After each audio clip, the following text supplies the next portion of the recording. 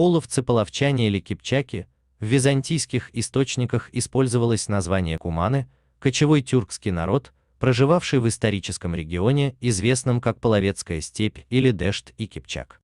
В русских источниках встречаются под названием сарачины, в венгерских источниках под названием куны. В VIII веке, практически во время существования Великого Тюркского каганата, в центральной и восточной частях современного Казахстана сложился новый этнос кыпчаки. Кыпчаки, пришедшие с западных склонов Алтая, объединили под своей властью карлуков, кыргызов, кимаков. В XI веке кыпчаки постепенно продвигаются к Сырдарье, где кочуют агузы. Спасаясь от воинственных кыпчаков, они переселяются в степи Северного Причерноморья.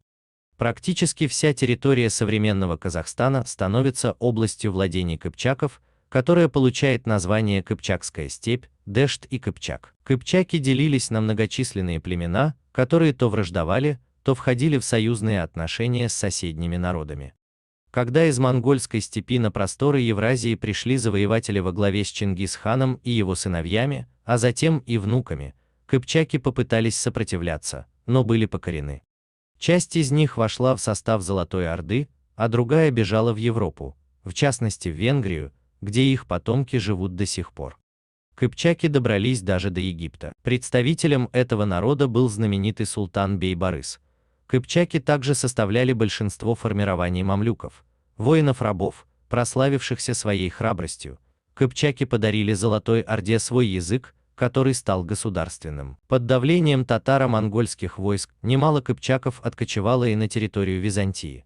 В послемонгольскую эпоху кыпчаки как народ больше не упоминаются. При образовании Золотой Орды середины XIII века кыпчаки ассимилировали малочисленные монголоязычные племена и передали им свой язык.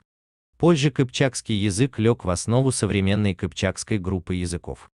Татарского, сибирско-татарского, башкирского, крымско-татарского, караимского, крымчакского, карачаево-балкарского, кумыкского, ногайского, казахского, кыргызского и каракалпакского языков. Термин кюиша или цзюиша, упомянутый в 201 году до нашей эры, воспринимается как первое упоминание кыпчаков той частью исследователей, которая считает их потомками покоренных племенами хунну в конце I века до нашей эры.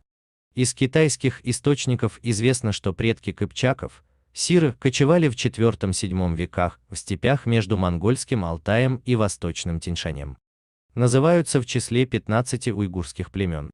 По религии кыпчаки были тенгрианцами, но во времена Золотой Орды их подавляющее большинство, проживавшее на территории Ордынской державы, приняло ислам.